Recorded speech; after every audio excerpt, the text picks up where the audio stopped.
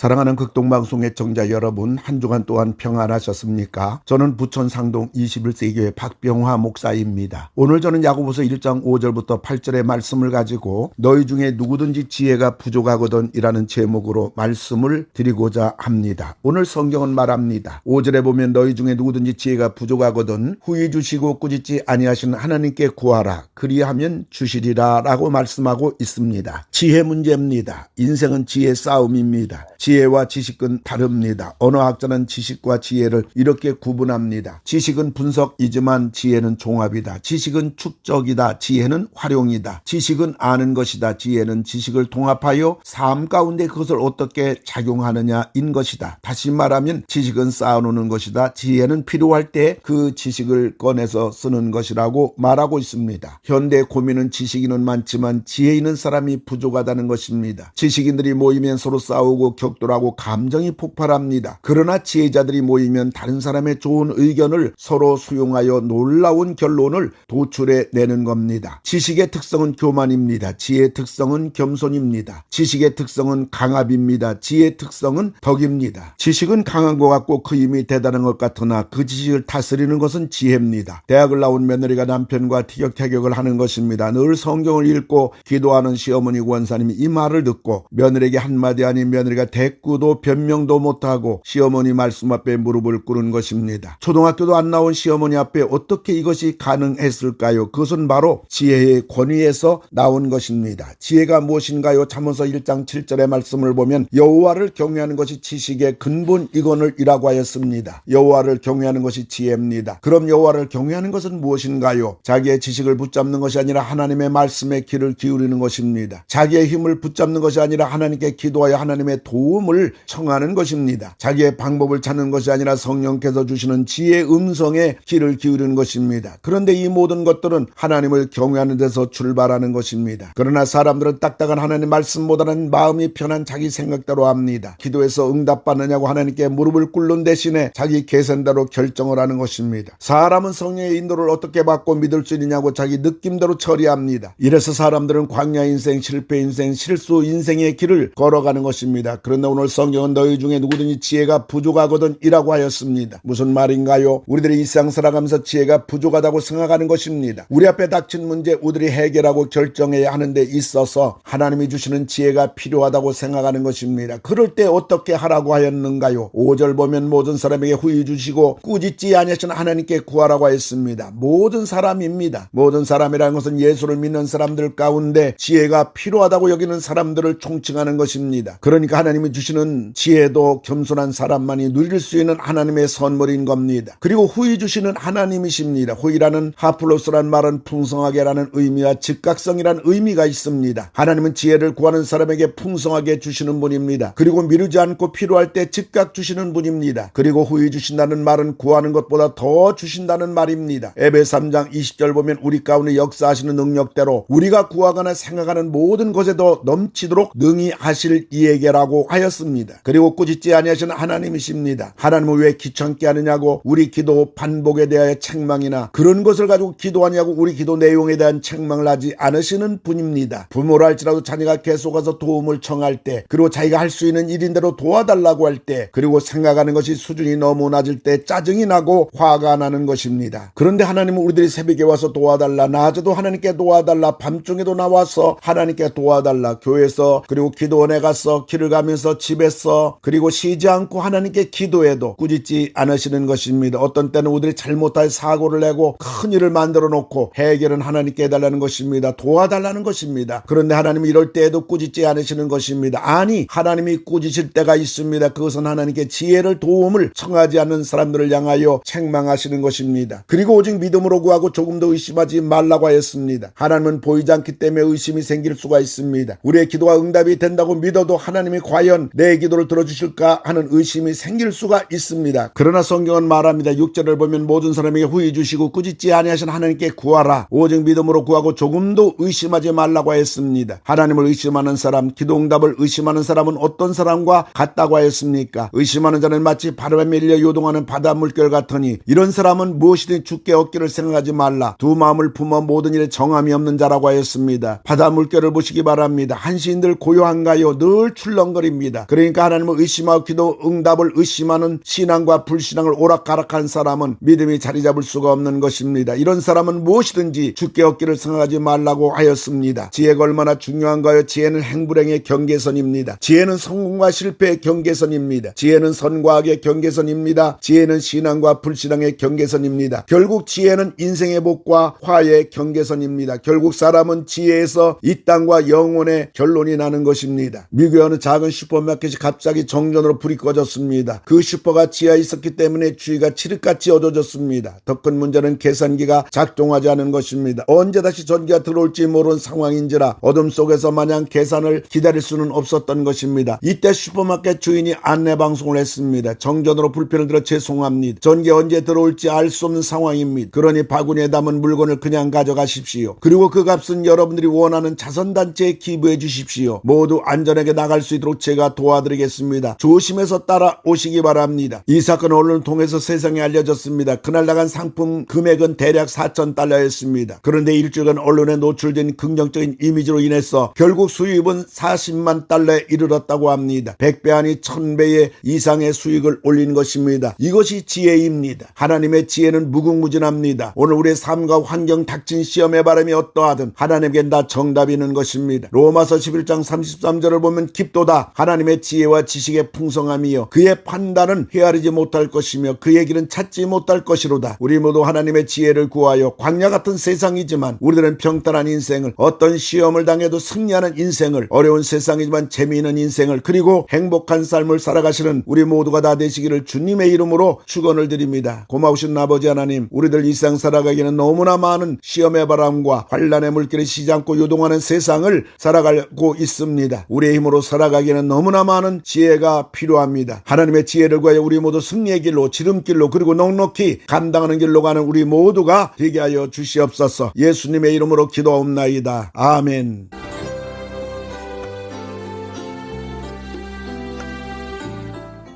내가 매일 기쁘게 지금까지 부천 상동 21세기 교회 박병화 목사님께서 말씀 전하셨습니다. 오늘 말씀 들으시고 신앙생활에 도움받기 원하시는 분은 지역번호 032-245-1004 245국의 1004번 부천 상동 21세기 교회로 전화하시기 바랍니다.